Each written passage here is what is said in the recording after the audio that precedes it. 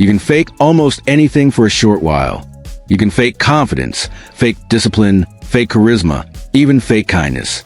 You can put on a mask of strength and wear it to convince the world that you are unshakable, unbreakable, and unafraid.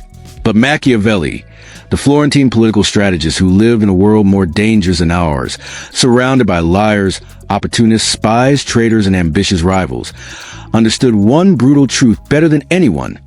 You cannot fake strength forever, because no matter how polished a mask, no matter how rehearsed a smile, no matter how carefully built a performance, weakness always leaks through in subtle, precise, almost invisible ways. Machiavelli dedicated his life to the observation of men.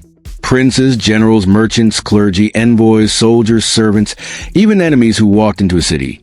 He studied them all with the eyes of a predator who had no luxury to guess. He could not afford illusions, because in the high-stakes politics of Renaissance Florence, the cost of misjudging a man's character was exile, betrayal, or death. And so, he sharpened his perception until it became a weapon sharper than any dagger. He didn't just look at what men said. He looked at how they revealed themselves in moments they thought were safe, in the words they repeated without knowing, in the gestures they made when they believed no one was watching. He discovered that while strong men carry themselves with quiet conviction, weak men expose themselves not through dramatic outbursts, but through patterns, habits, and behaviors so subtle most people miss them completely. But Machiavelli never missed them. He wrote about these weaknesses not as moral failings, not as sins, but as liabilities. Because to him, the measure of a man was not about virtue or purity. It was about survival, authority, and power. And in his sharp, unromantic analysis, he identified 3 recurring behaviors that, without exception, gave away a man's weakness, no matter how loudly he claimed strength. These 3 are as relevant today as they were 500 years ago, because human nature does not change, only the costumes do. The politician in Florence with a velvet cloak is the same as a corporate manager in a tailored suit. The merchant in the piazza is the same as the influencer posting selfies. The soldier trembling in court is the same as the modern man explaining himself endlessly on social media. Different times, same weakness. So let us step into Machiavelli's lens and walk through these 3 behaviors, each more revealing than the last. Behavior 1, overjustification. The weakness behind endless explanations. Weak men explain. Strong men decide. That single observation captures centuries of psychology. Machiavelli noticed that the men who were most insecure about their position, their authority, or their worth were the ones who spoke the most. They could not simply make a choice and stand by it. They had to surround their choice with walls of explanation, with layers of reasoning, with endless clarifications designed not to assert confidence but to beg for approval. It was as if they were not convinced of their own decisions until others nodded in agreement. The constant need to justify was not strength. It was insecurity laid bare. He observed this repeatedly in courts and councils. When a prince who truly believed in his authority entered the chamber, he spoke little, he gave commands with brevity, and he did not bend his words to please every ear.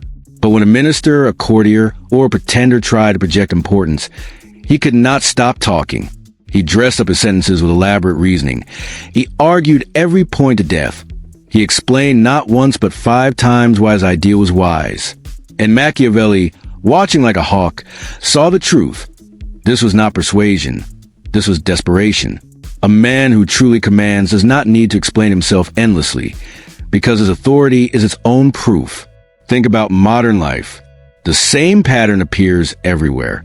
A strong leader in a meeting makes a decision, states it clearly, and moves on. A weak leader spends the entire time explaining why the decision is good, why it is moral, why it is fair, why it is necessary, repeating the same point as if sheer repetition could manufacture respect. Or take social life. The man who truly knows who he is does not explain himself when others misunderstand him, but the man who is insecure about his identity tries to overclarify his every move, every belief, every choice. Machiavelli saw this as weakness because it revealed dependency. A man who cannot move without approval is not free. He is bound by the invisible chains of other people's opinions. And a man bound in this way can never hold true power, because true power requires the ability to act in silence, to carry conviction that does not need applause, and to stand alone without collapsing. When Machiavelli wrote about princes, he stressed that silence is often more powerful than speech, that decision without defense is a sign of strength, and that a ruler who seeks to please everyone loses authority. Overjustification, he realized, was not an act of clarity. It was a smoke screen for fear. Fear of judgment, fear of rejection, fear of isolation, and the moment he heard a man talking too much to justify himself, Machiavelli mentally placed him in the category of weakness, because words multiplied in this way always expose the trembling core beneath. If overjustification was the first crack in the mask, weaponized niceness was the second, and perhaps the more dangerous one. Machiavelli noticed that weak men rarely look weak at first glance. They did not always tremble or stutter. In fact, many of them appeared agreeable, polite, helpful, endlessly accommodating. They smiled, they flattered, they yielded in every conversation. But to Machiavelli, this was not genuine kindness. It was submission dressed up as virtue. A strong man, he believed, could be kind, but his kindness was deliberate, selective, and never at the cost of his dignity. He gave respect when it was deserved. He offered generosity when it strengthened alliances. He showed mercy when it served stability, but he never offered kindness from fear.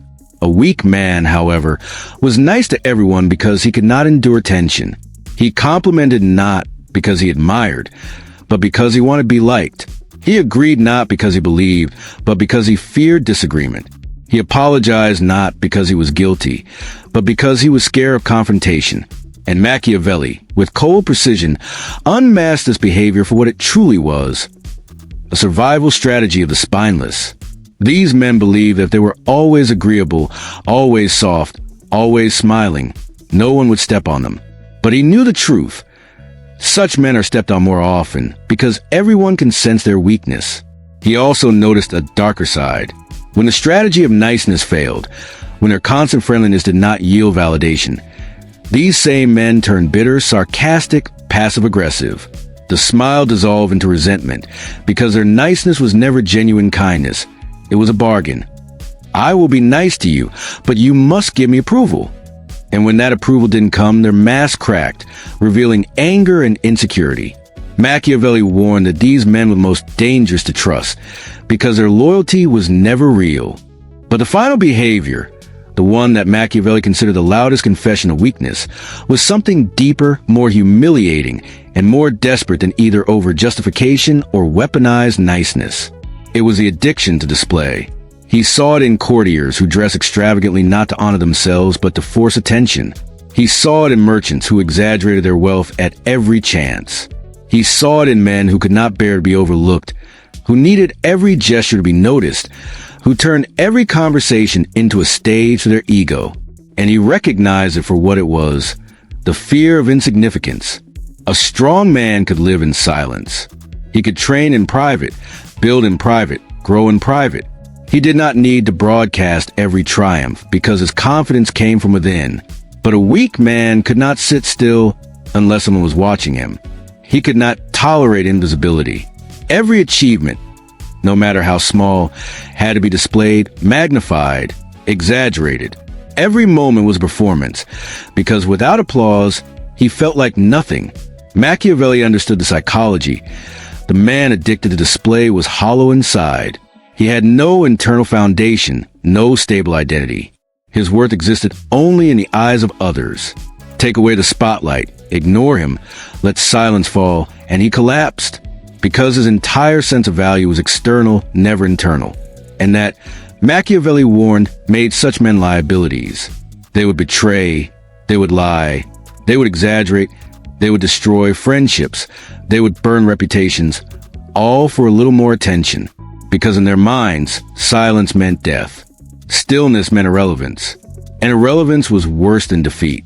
For Machiavelli, the surest way to ruin such a man was not to fight him, but to ignore him, deprive him of recognition, and he would unravel himself. Because the addiction to display was not confidence, it was panic. And panic always exposes weakness faster than any enemy's sword.